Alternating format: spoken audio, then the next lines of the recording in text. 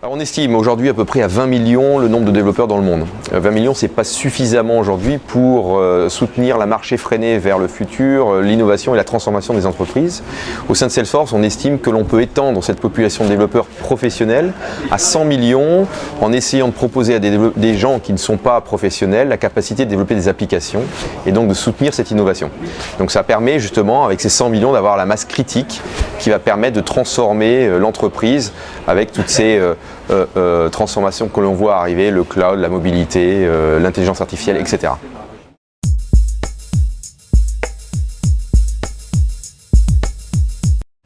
Alors App Cloud, c'est quoi? C'est plusieurs composantes. La première, c'est Heroku, qui permet à des développeurs plutôt des développeurs professionnels ayant déjà des compétences de capitaliser sur ces compétences. Par exemple, je suis développeur Python, de l'utiliser sur la plateforme Heroku.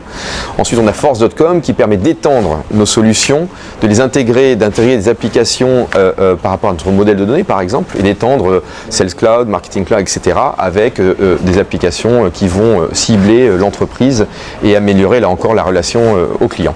Alors, tout ça c'est bien, on l'a dit ce matin lors de la keynote, il faut pouvoir cibler différents types de périphériques.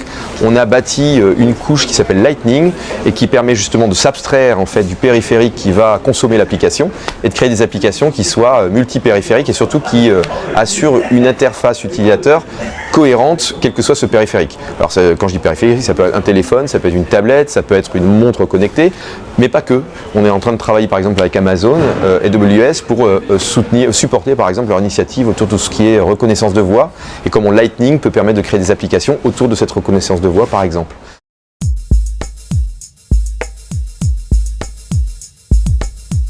Alors, permettre le présent c'est bien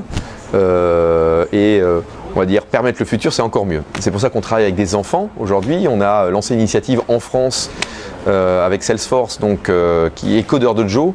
On va accueillir des enfants tous les mois au sein des locaux de Salesforce pour leur apprendre à programmer.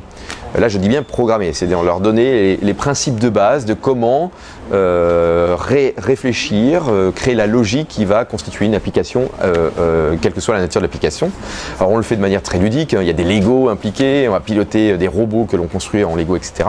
Donc ce partenariat avec Codeur Dojo, là encore, permet de nous projeter dans le futur en on va dire, sensibilisant les enfants à ce qu'est la programmation. Alors après, ça ne veut pas dire qu'ils vont s'orienter vers cette voie, mais ça permet déjà de leur donner une certaine logique et leur permettre de construire le futur. C'est une initiative française? Alors c'est une initiative qui n'est pas que française, c'est une initiative qui est européenne, et pas que européenne d'ailleurs, qui est mondiale. Ce partenariat avec Codeur Dojo, on l'a aussi en Angleterre, on l'a aux États-Unis. Donc c'est une initiative qui est globale. L'idée là encore, et on ne le fait pas qu'avec Codeur Dojo, je mentionne Codeur Dojo parce qu'ils sont avec nous aujourd'hui sur le World Tour Paris, mais on le fait avec d'autres associations qui aident les enfants à apprendre à coder.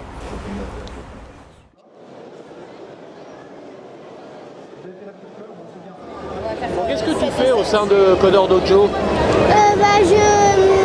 a codé pour faire des Lego et donc on code, on fait du codage. Tu fais du codage? Et alors tu fais marcher des Lego avec ça? En fait, il y a une pièce qui permet de connecter le robot en Lego à un iPad et avec le codage on peut le faire marcher. Et ça fait longtemps que tu as commencé? Il y a 2 ou 3 ans. Et ça te plaît?